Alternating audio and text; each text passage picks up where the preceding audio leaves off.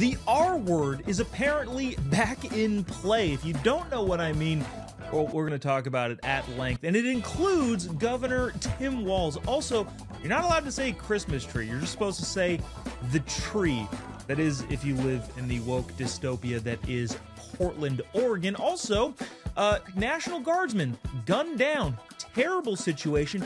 Who could have seen that coming besides everyone? Get all of those folks out of the country. All that and more coming up on this episode of Turning Point tonight.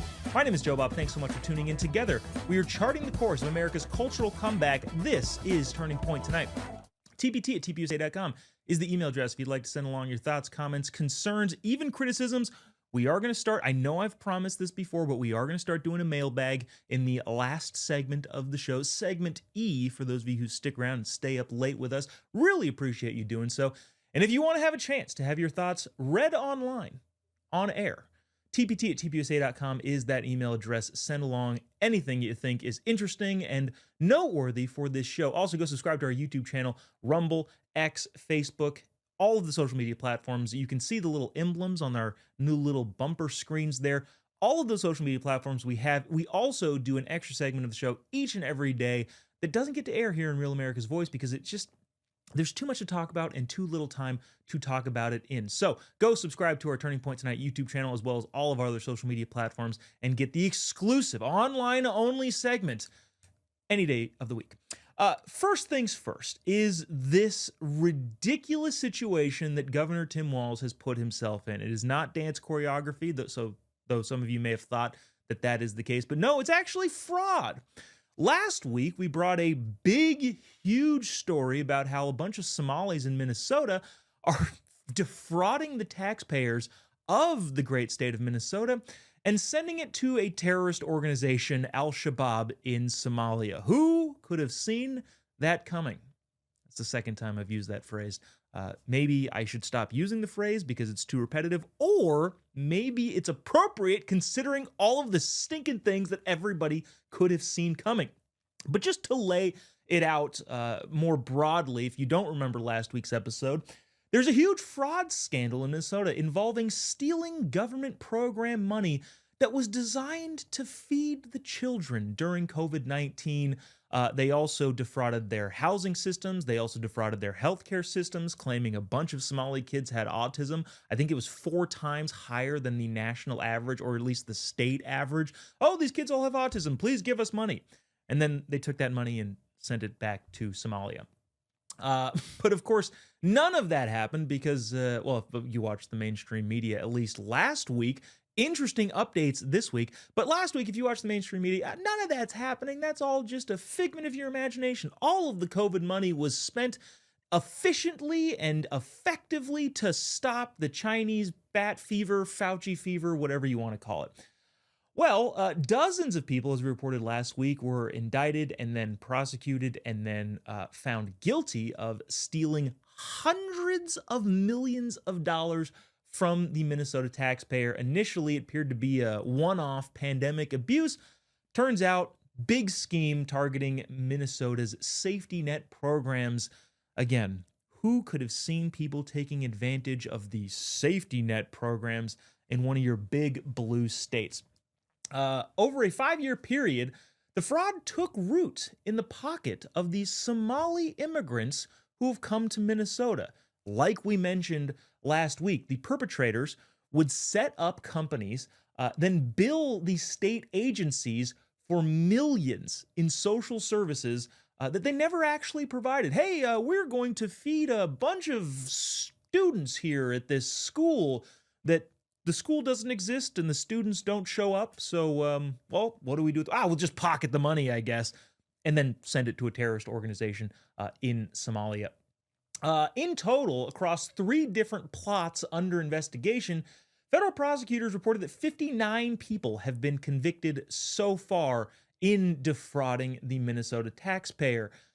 Now, the political fallout is actually quite interesting because Governor Tim Walz is saying, yeah, this is who could have seen this coming? What is that, the 4th time I've used that? Well, because everybody could have seen this coming. Everybody could have seen the fact that people coming from a different country that sucks, by the way, who don't share the cultural norms here in America would come into the United States of America, where we do unfortunately have a front leaning facing, we believe you if you need help in this country, and then defraud that system. Governor Tim Walz and libs more broadly are now facing increasing pressure to try and explain how this could have happened under their watch. Remember, Governor Tim Walz is running for a third term, which means he's been in power for the last 7 years in Minnesota. All of this happened under him. President Trump recently called Minnesota a hub of fraudulent money laundering activity and suggested accurate. There's a piece in Time magazine, which is a website they used to print out on paper for some reason, suggesting that President Trump suggested the Somali perpetrators would send the money back to where they came from. Just for some reference points here, Somalians make up about 80,000 people in Minnesota. The community members say the fraud damages that they are convicted of, unfortunately, it damages the reputation of those Somali immigrants. Oh no. That's the Norm Macdonald joke. If you remember, Norm Macdonald had a joke that I've mentioned here on the show before, where he says, "My biggest fear is a Muslim coming into the country with a dirty bomb and killing tens of millions of Americans, because then the Muslim backlash would be unbearable." And the joke being, no, the problem is the dead tens of millions of Americans. The problem is that the state got defrauded of hundreds of millions of dollars. But again, community members, no. The real problem is it damages the credibility and the reputation of these fine, upstanding thieves. Refugees that have come into the country to defraud our system. Interestingly enough, the scandal has created new rifts with some Somali Americans facing broader suspicion that their focus is remaining and their allegiance is remaining to the country that they fled, which, by the way, is an S-hole country. So says me. Excuse me. To put the theft into perspective, Minnesota spends less annually to run its Department of Corrections than was stolen from them. More than $1 billion in taxpayer money across 3 different plots. Even during the pandemic, which was known for rampant fraud all across America, not just Minnesota, Americans stole tens of billions of dollars in unemployment. Minnesota's scandal stood out as particularly brazen, according to several people familiar with the situation. Now, the question remains, who is to blame? Can it be that the guy who's been the governor of the state and involved in the state politics for the last several decades, the old football coach, the flamboyantly waving former vice presidential hopeful, could have been one heartbeat away from the president? Could it be him that is responsible for all this rampant fraud? Well, yes, actually. I won't bury the lead here. I'll keep it short and concise. Yes, it could be him, and most likely is him. Interestingly enough, the 480 staffers of the Minnesota Department of Health Services released this big, long ex-post tweet, whatever you want to call it, saying exactly that. So, almost 500 people that work for the state government, effectively for Tim Walz, said this. Tim Walz is 100% responsible for massive fraud in Minnesota. I laugh because it's easier than crying, because I don't want to see that money be stolen. And by the way, too, I would almost guarantee you that there's some sort of federal subsidy that effectively means they're stealing my freaking tax dollars too, even though it's happening in the state of Minnesota. The employees over there say, we let Tim Walz know of the fraud early on, hoping for a partnership in stopping fraud, but no, we got the opposite. The Minnesota DHS employees said, which again represents almost 500 of Tim Walz's own employees there in the great state of Minnesota. To wrap it up, they finished off, said, as a staff, we firsthand witnessed and observed fraud happening, yet we were shut down, resigned, and told to keep quiet about it. In other words, they say, hey, There's a bunch of people stealing hundreds of millions of dollars in this state. Mr. Governor, would you like to stop that? No! No! Sorry, let me do my Tim Walz voice. No! Don't stop it. That's me. That's uncharitable. It's an uncharitable impersonation or impression of Tim Walz. I'd like to think that I'm better than that. Maybe I'm not. No, we're not going to stop it. You guys keep quiet. So rude of me. Now, when Tim Walz was questioned about this on one of the Sunday shows, he actually took credit, it seems like, implying that he was the one that put these criminals, these convicted criminals, in jail. Play this SOT 6. Dozens of people of East African descent have been charged, convicted, and sentenced for stealing more than $1 billion in taxpayer money from government programs during COVID. As you know, Governor, that is more than Minnesota spends each year to run its Department of Corrections. So I want to give you a chance to respond to this. Do you take responsibility for failing to stop this fraud in your state? Well, certainly I take responsibility for putting people in jail. Governors don't get to just talk theoretically. We have to solve problems. And I will note, it's not just Somalis. Minnesota is a generous state. Minnesota is a prosperous state, a well-run state. We're AAA bond rated, but that attracts criminals. Those people are going to jail. We're doing everything we can. But to demonize an entire community on the actions of a few, it's lazy.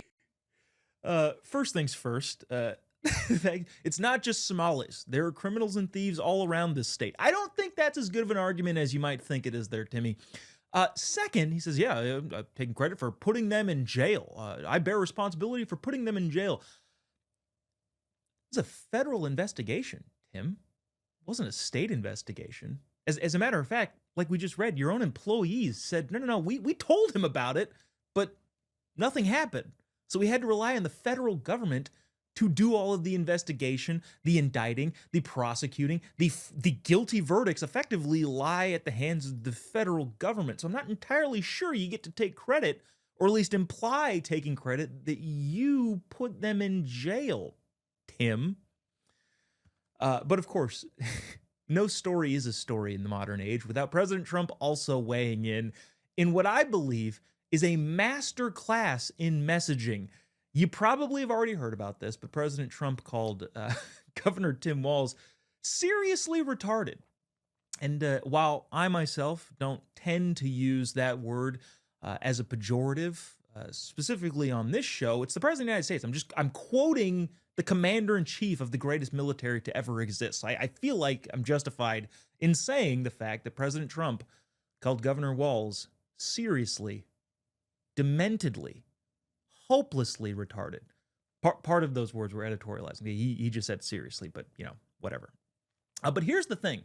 What I believe President Trump is doing is making people talk about the brazen fraud in Minnesota by using a word that he knew libs would jump on. So much so, the New York Times even had a piece about, yeah, this was really, really mean that President Trump said that, but also we do kind of have to look into the fact that a bunch of people are stealing a whole bunch of money here in the state of Minnesota. Also made CNN talk about it. Here's a clip. This is mostly just because I like the this is so tragic and terrible tones that are being taken by Senator Klobuchar and the CNN host over here. This is just so serious. Also, the hilarious thing the president said. What are your response? Watch this clip 7. I do, before we move on, want to give you a chance to respond to something else that the president said. He said that Congresswoman Ilhan Omar probably came to the U.S. illegally, mocked the hijab that she wears, and he called your governor, quote, retarded. These words shouldn't even be repeated by anyone, much less a president of the United States. Klobuchar's trying not to laugh herself. He called your governor retarded. Well, actually, retarded has an actual definition. Maybe Trump, I'm not going to try and cover for him here. He said it. But also, he might not be wrong. It might just actually be a factual statement, a declarative observation made by the president. But here's the thing. All of this talk in the media has been about President Trump using a mean word to describe somebody who fits the definition of that word in Governor Tim Walz. And even Tim Walz said this is a terrible thing for him to say. Well, good thing, I believe it's Western Man from X said, or put together a compilation, a very brief 30-second compilation of Governor Tim Walz decrying the horrible use of language by the President of the United States, and then also, interestingly enough, using very harsh, coarse political rhetoric himself. Watch this, cut 8. But look, this is what Donald Trump has done. He's normalized this type of hateful behavior and this type of language. Well, maybe it's time for us to be a little meaner. And when it's adult like Donald Trump, you bully the shit out of him back. What we should demonize is people like Elon Musk. Although I will say this, the last few days you woke up thinking there might be news. Just saying. There will be news sometime, just so you know, there will be news. Okay, so according to Governor Tim Walz, leave this screen up for a little bit. Never mind, that's okay. According to Governor Tim Walz, President Trump is very, very mean, and we can't tolerate him being mean. Also, Governor Tim Walz, we should be mean and just bully the absolute S out of him. Okay, we should also demonize people like Elon Musk. Oh, we're demonizing people now. Oh, and then people celebrated and cheered when Governor Tim Walz say, someday the president will pass away. And that's a good thing, I guess. That seems to be what he implied. So, Governor Tim, what do you actually think about the political rhetoric? Do you think it's too hot? Are you actually upset about President Trump using a so-called naughty word that perfectly defines and embodies what the governor of Minnesota is? Or are you just trying to score political points and maneuver the situation or the story in a different direction? Because, again, hundreds of millions of dollars, $1 billion stolen under his watch. And he was told about it, allegedly, and did nothing about it. So there's that. We got a lot to get to here today. A horrible, horrible shooting that happened in Washington, D.C. that I'm sure you've heard about and I'm sure have been talked about extensively, but we do have some things to say and some numbers to bring you. Also, it's not the Christmas tree. If you're in woke dystopian Portland, Oregon, it is just the tree. The tree lighting ceremony that happened in Portland is hilarious and also disgusting. And the UK, interestingly enough, is looking to get rid of jury trials. Oh, I wonder how that can go horribly wrong. All that and more coming up on this episode of Turning Point tonight. tpt@tpusa.com is the email if you'd like to send along your thoughts. We will be doing a little bit of a mailbag in the final segment of the show, so stick around. And if you'd like to see your email here, tpt@tpusa.com. Also go subscribe to our YouTube channel. Anywhere you get social media information, content is where you can find us, Turning Point Tonight. Just type, here's a little hack, just type in JOBOB. You'll be able to find us pretty much anywhere online, including the extra segment of the show that we do each and every day that we can't squeeze it in to our confined time here on Real America's Voice Together. Don't go away, we'll be right back after the break. Self-deported from the United States to Mexico. I was crossed over to the United States at just months old, so my first steps, my first words, and my first memories were all in San Diego. I didn't know anything about Mexico and really didn't have any knowledge on my culture, so everything was pretty new to me. And for a long time, it was really hard for me to find myself here. And although it was a pretty scary transition, let me show you that life in Mexico isn't as bad as everybody thinks it is. Here in Mexico, you can have a really nice life and a really nice home. Don't let anybody tell you you need a U.S. salary to have an amazing life here. I still do things like going to the gym, visit really cute coffee houses, going to Pilates, and much more. I also always try to find free stuff to do. So follow me if you want to see more of my journey and learn how to live your best life in Mexico. Wow, that sounds great. That nice young woman self-deported because she was in the country illegally and turns out is having a fantastic life in Mexico. Can ICE use that as a commercial? Like, hey, just so you know, Mexico's still a great place to go live. You can go self-deport there if you want a chance to be able to re-enter the country. This is how you do it. You self-deport. And by the way, if you self-deport, pretty okay, pretty good, pretty good. Congratulations, young lady.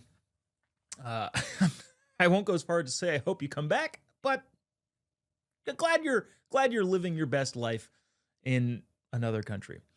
Speaking of people who should be living in another country, we are all aware of the terrible and tragic shooting that happened in Washington, D.C.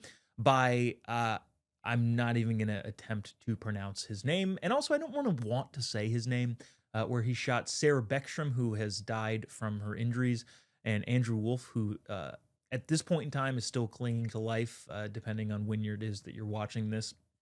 But terrible and awful tragedy, and at the risk of making light of a very terrible and dark and heavy situation, which I don't want to do, who could have seen this coming besides everyone?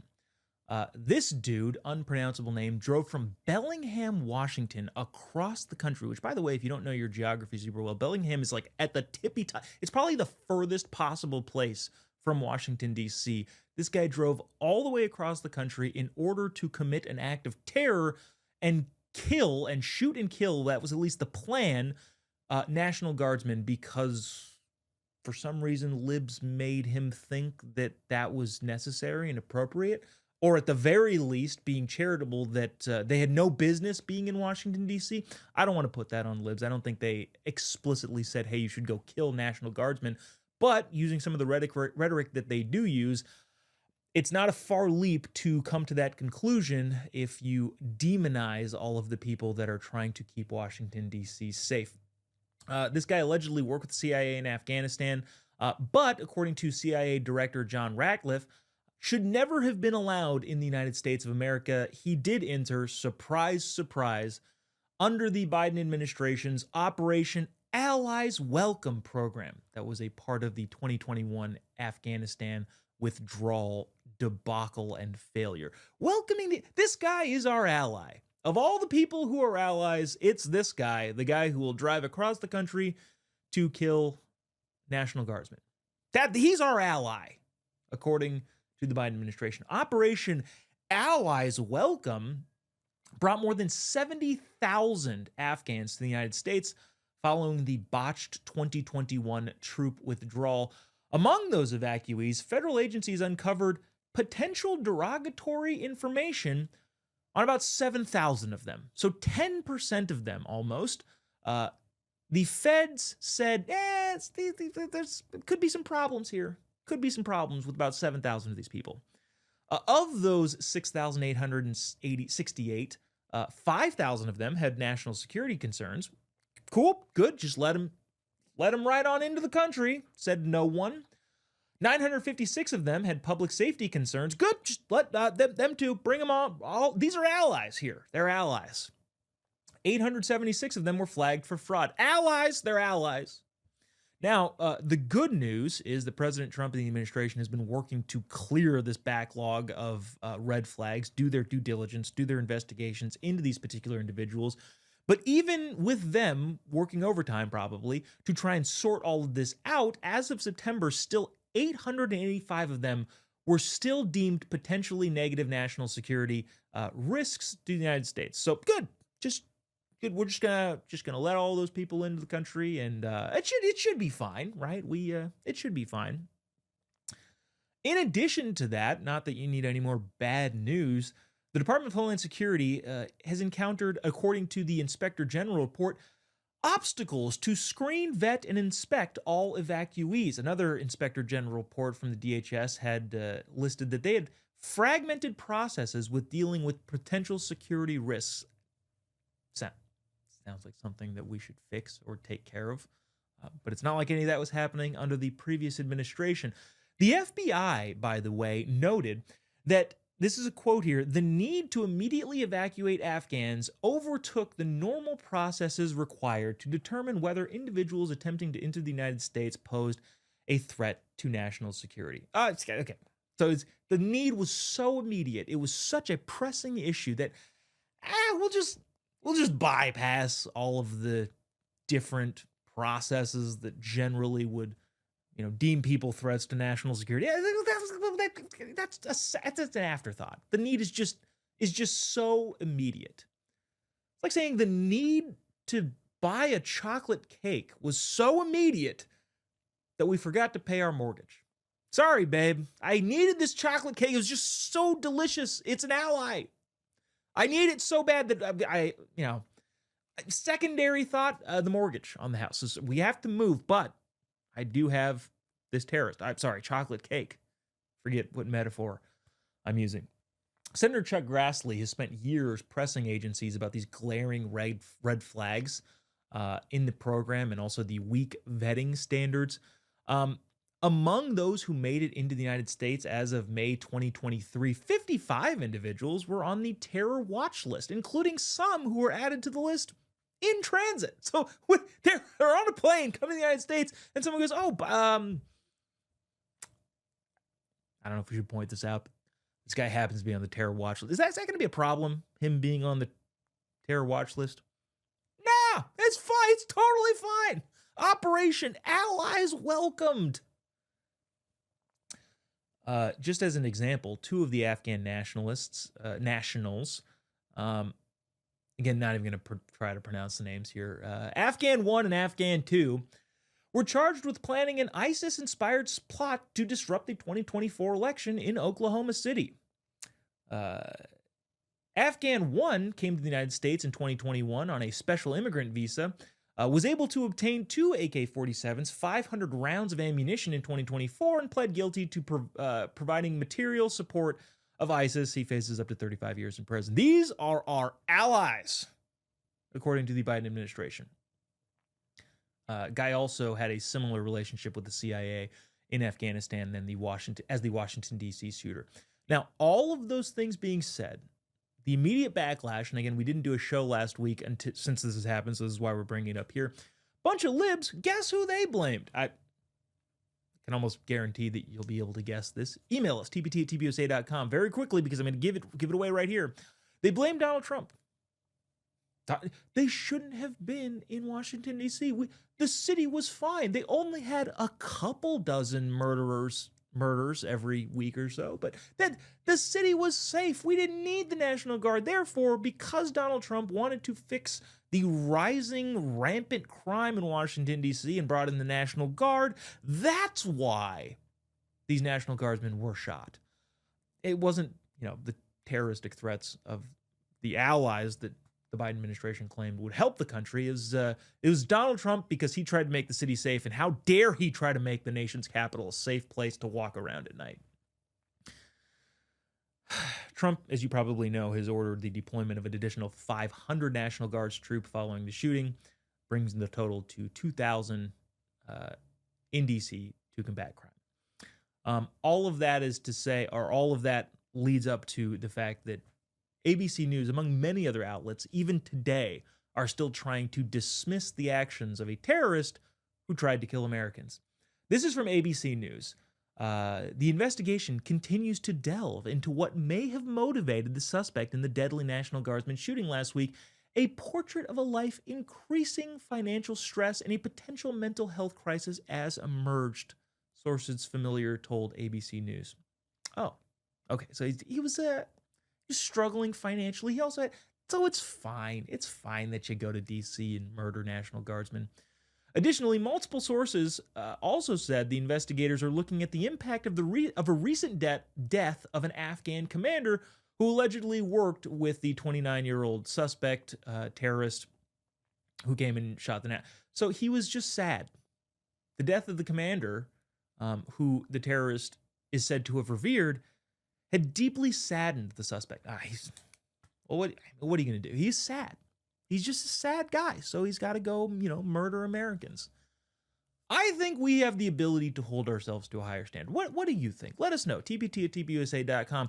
Do you think it's possible for the United States to have an elevated standard for people coming into the country? Which, by the way, they're coming into the country for a reason. Because the place that they left, which was built by the culture that they have, was awful. That's why they're coming here in the first place. So should we have a higher standard for entry into the United States of America? My bet is yes. My guess is yes. I think we can do that, and I think we should do that. But again, tpt@tbusa.com. Should we keep the standards as lax as they have been over the last administration?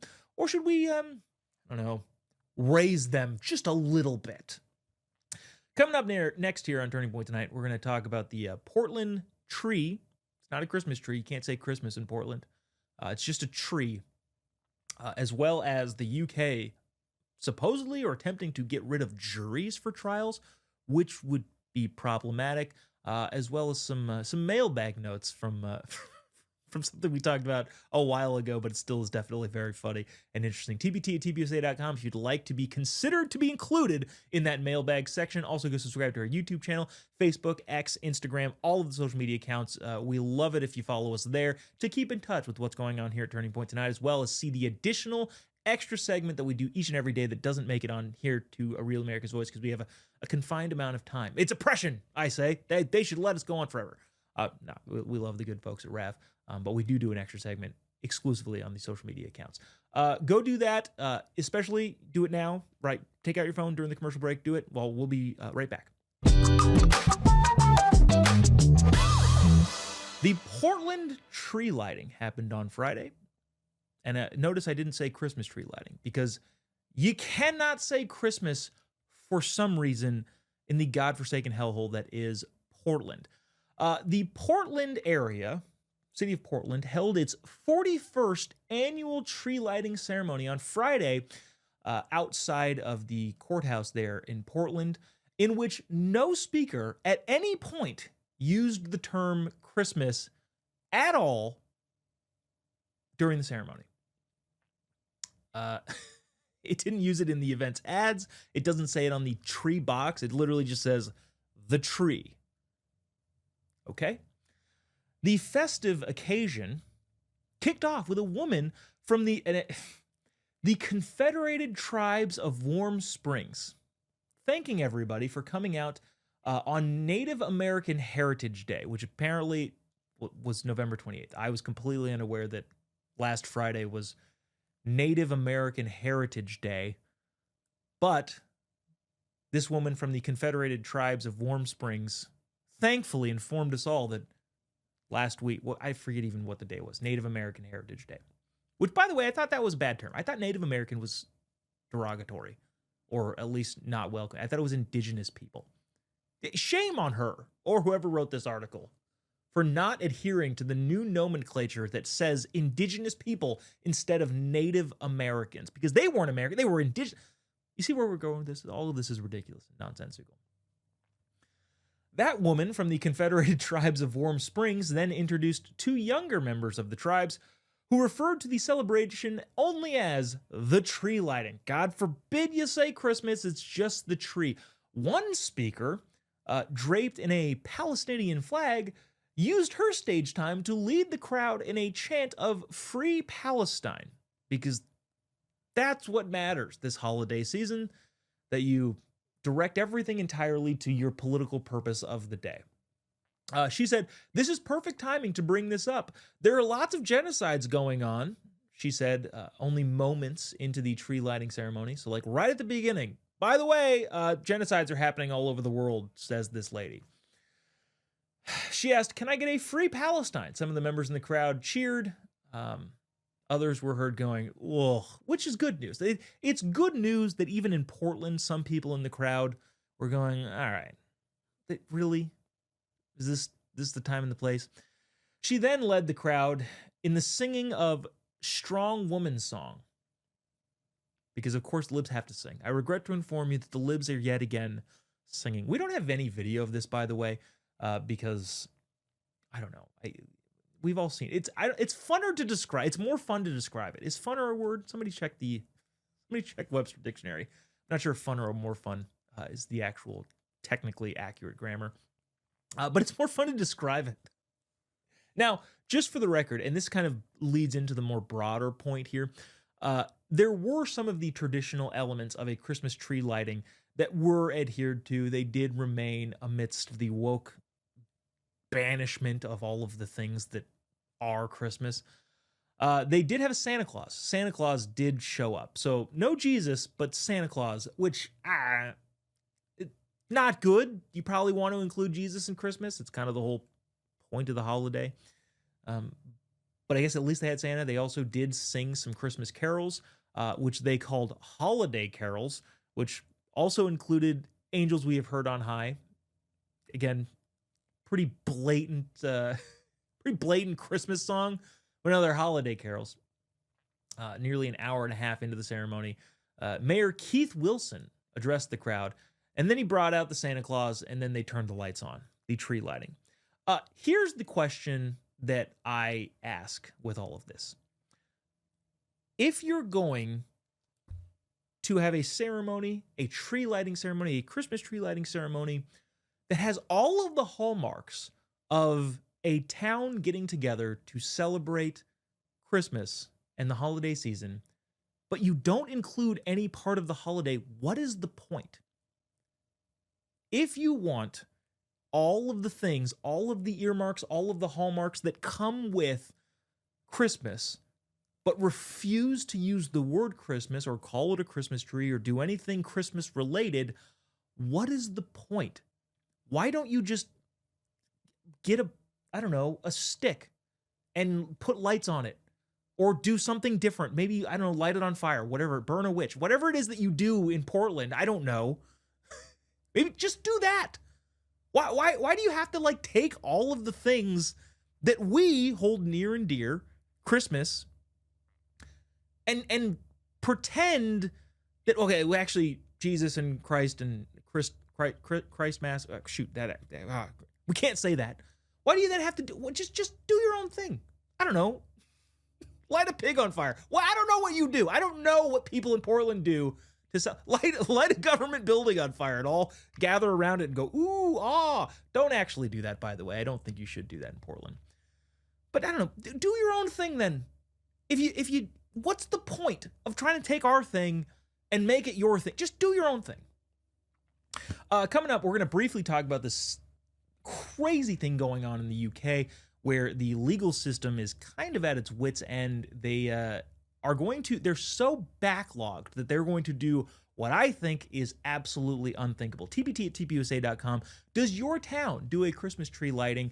And do they call it Christmas, or do they say, here's this nondescript tree that we put lights on for some reason? In lieu of lighting a pig on fire, we will instead light this nondescript, non-holiday related tree for all of you to enjoy for no reason whatsoever, I guess. Does that happen in your town? Where do you live? Do you have a Christmas tree lighting? Even in small town America, there are some of these towns that are not using the term Christmas. Is that your town? TBT at tpusa.com. Also, go subscribe to our YouTube channel, our social media platforms, anywhere you take in social media content. We'd love to see you on those platforms, in addition to here on Real America's Voice. Don't go away. We'll be right back after the break to talk about the craziness going on in the UK legal system. We'll be right back. Information is good, but it's a problem when they don't speak English. Fortunately, we have a solution. Allow immigrants to learn English at elementary schools. I'm not against it, but I thought they were already doing that. They're not in here. So this will help them learn the basics so they can integrate flawlessly in America. So they would be in school with the elementary students at the same Yeah, time? so I just say no. I wouldn't feel safe with my kids with adults. Well, we have teachers in the classroom and security and officers. Would you install TSA metal detectors for individuals like that come into the classroom? Why do you say that? I'm just saying, I don't know. Individuals like him or the kid right here? That guy makes me nervous. That guy looks like he wants to blow the classroom up. I wouldn't be safe. No, I don't think you would do that. He's here to learn English. How do you know? He's just trying to learn English. How do you know? One of the downfalls of looking at the world logically is that sometimes you have to institute a system that takes the lib woke ideas to its logical conclusion, which is this, in order to prove the fact that, hey, this lib idea is very, very stupid. This guy, hey, kind of looks like you might blow up the cat. Yeah, I agree with you, which is kind of the point we're trying to make here. This is clearly a joke, which, by the way, good for those guys for pulling this sort of thing off. But it does highlight a very important, broader point that is, maybe we just don't let people into the country who don't want to assimilate to the culture and learn the language and all that sort of stuff. We could avoid all of this if we just did that. Speaking of a place that should have done that, The UK being overburdened with juries or cases that should require juries are looking to do something that I think is unthinkable.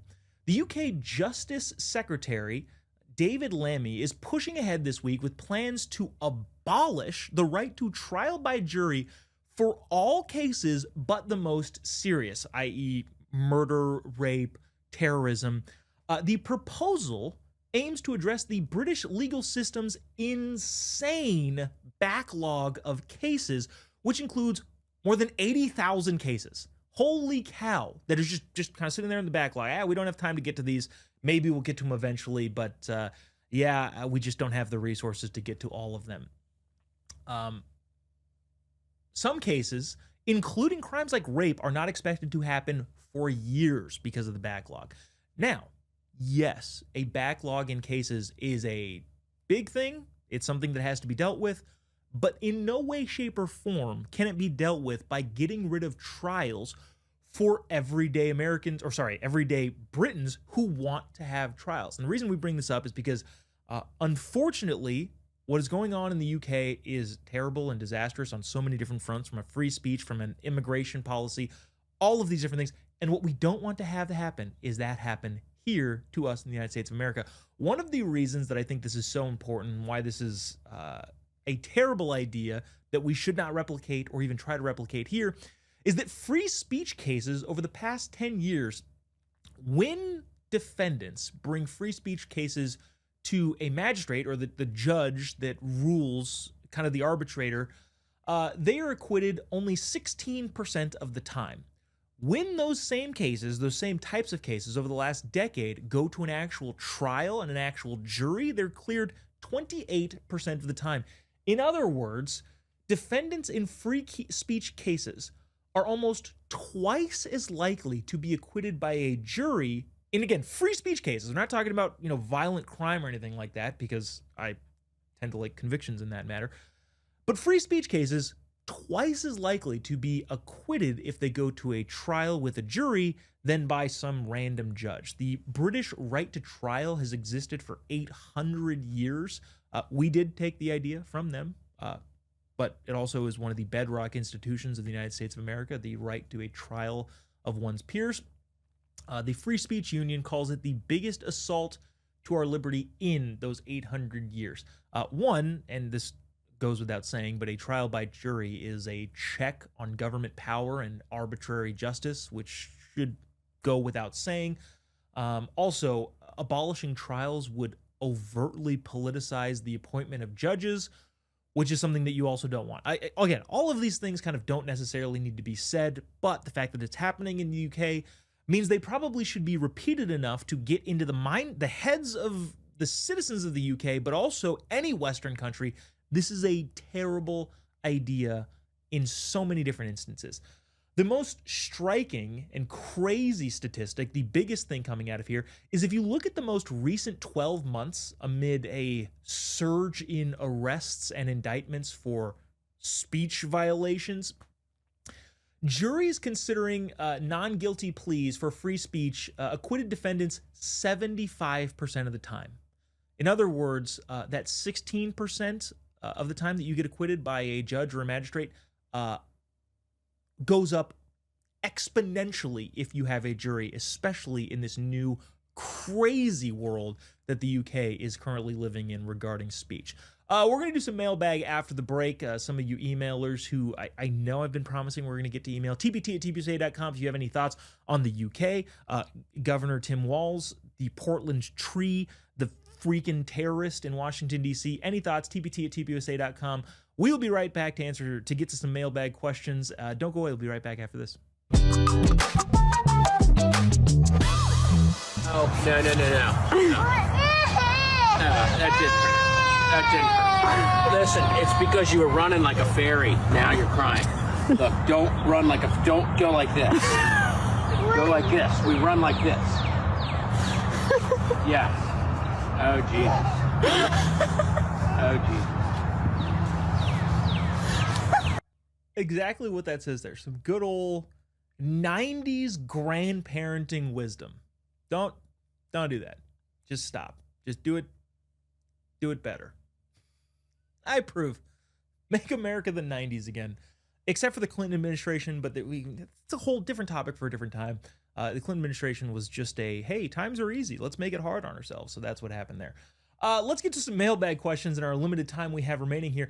On the topic of last week when we were talking about the 911 telecommunications system that the California government spent $140 freaking million on and didn't work. Actually, I think the number was higher than that. Somebody emailed me, tbt@tbc.com. What was the actual number?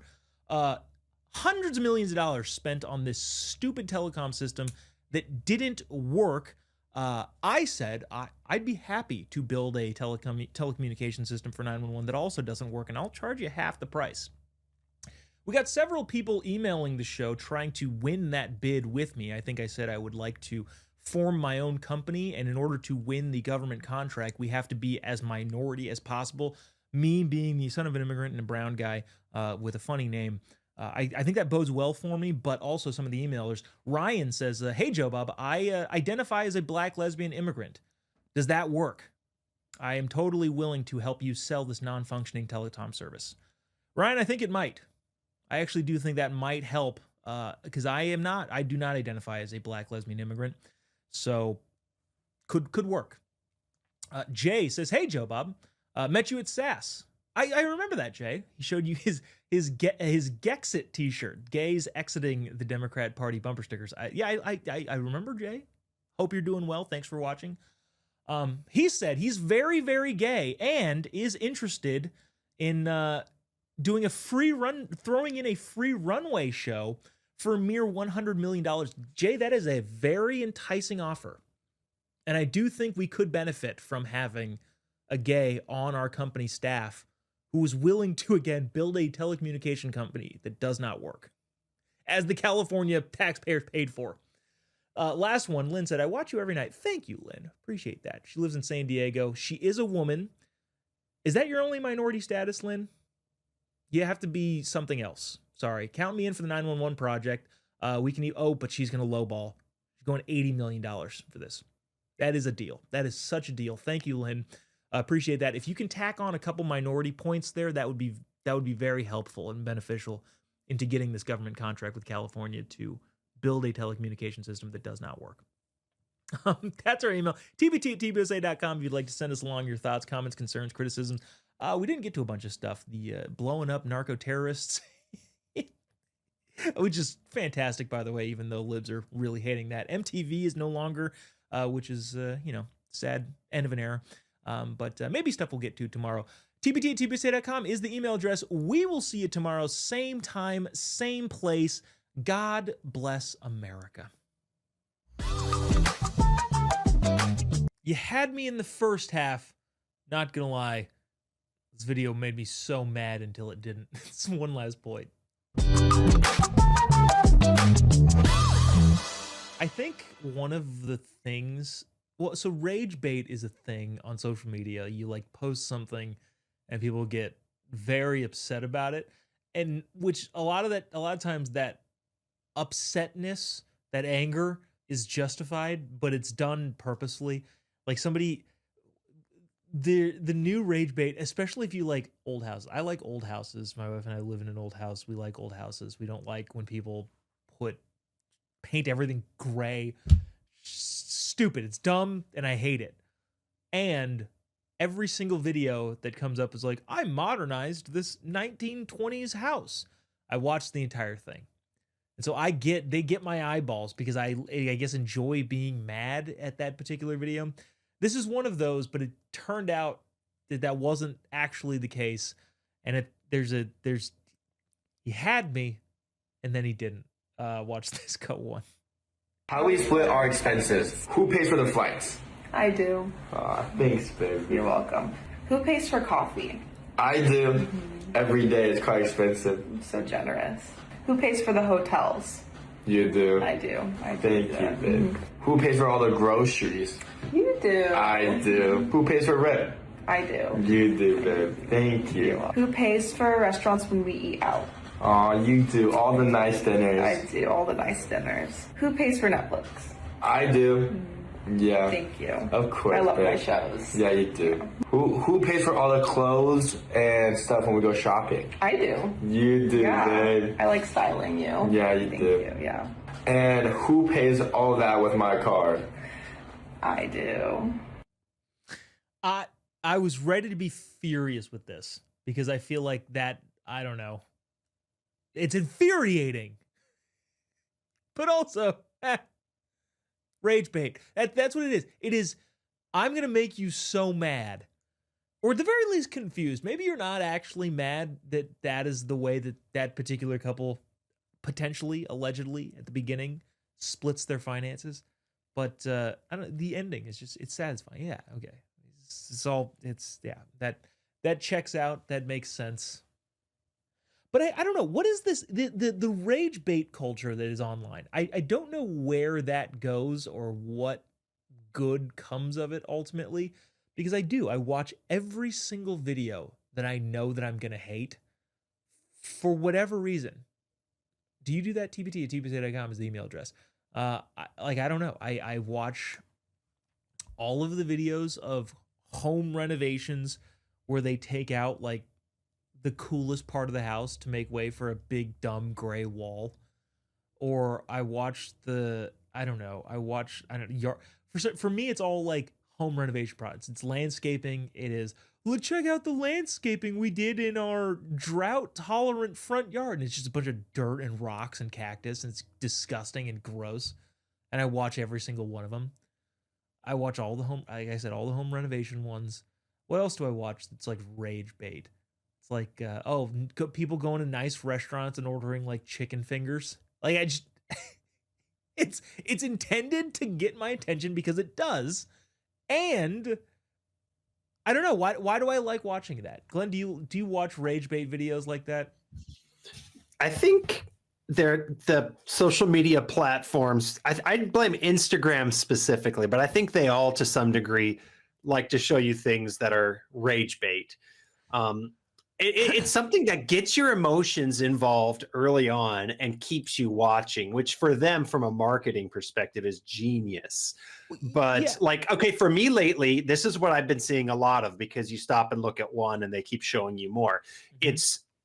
I think they're FOIA'd videos of like officers pulling people over, and it's always the over the top ones, right? Mm-hmm. So like someone who's being uncooperative, getting arrested, and it's body cam footage, so they don't have to really invest a lot in producing anything like we are right now with cameras and a studio.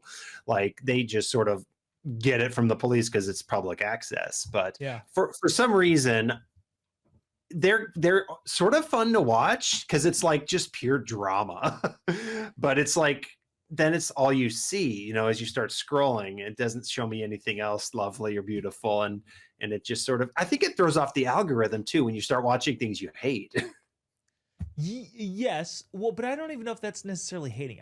You like watching, I don't know, high stakes drama unfold in the form of body cam footage. So that makes more sense to me. It's more of the ones that like I for some reason love to. There's this Instagram page I think called Please Hate This With Me, and they just post like terrible home renovations or whatever, and it's like bad design or something, and it's the camaraderie of everybody hating the same thing collectively together that I think is nice the real hook. That's a nice hook. I like that.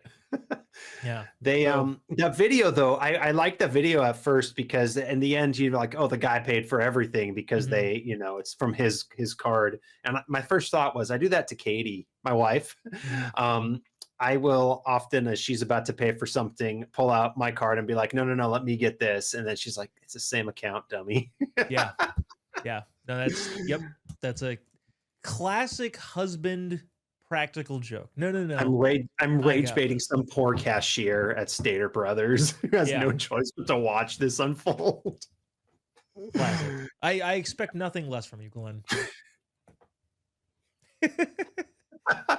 All right, so rage bait. Well, maybe we'll pull some clips of what that actually looks like in my algorithm at some point on the show. That'll be fun. But yeah, that's it. It's been one last point, making the point. Lastly, see you next time. God bless America.